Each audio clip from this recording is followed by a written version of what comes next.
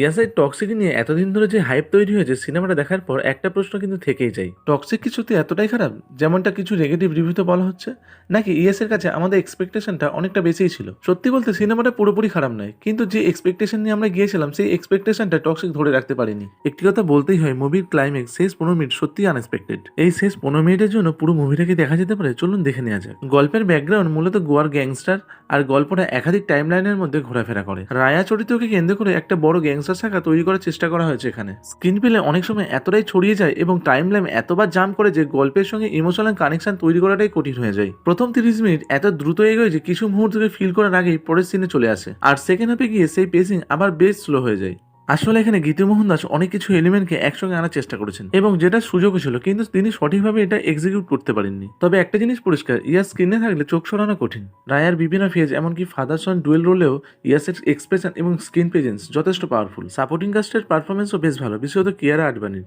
আর action এখানে টক্সিক সত্যি কিছু বড় মুহূর্ত দেয়, বিশেষ করে হ্যান্ড টু হ্যান্ড কম্ব্যাট আর সার্কাস অ্যাকশন সিকোয়েন্স কিংবা বার্ড ফাইট সিকোয়েন্স লেডিস বেশ ইমপ্রেসিভ। বিজিএম এর কিছু অংশ এবং কিছু স্টাইল টেকিং শুট ও সিনেমাটিক ফিল দেয়। অর্থাৎ টক্সিকের সমস্যা এই নয় যে সিনেমাটা কিছুই ভালো নয়, বরং সমস্যা হলো যে স্কেল, অ্যাম্বিশন বা স্টার পাওয়ার নিয়ে সিনেমাটা তৈরি হয়েছে, স্টোরি টেলিং সবসময় সেই লেভেলে পৌঁছতে পারেনি। কিছু ডায়লগ অতিরিক্ত পোয়েটিক মনে হয়েছে, কিছু ভিএফএক্স আর্টিফিশিয়াল লেগেছে এবং এডিটিং নিয়েও ক্রিটিসিজম আছে।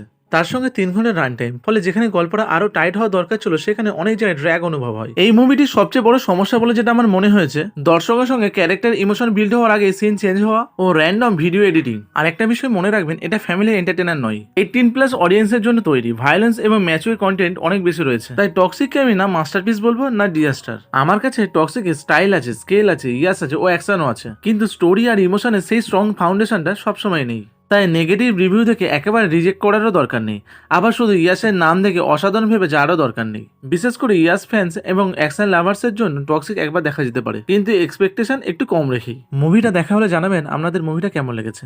এই ভিডিওটা এই পর্যন্ত, তাহলে দেখা হচ্ছে আবার পরের ভিডিওতে। ততদিন সুস্থ থাকবেন, ভালো থাকবেন।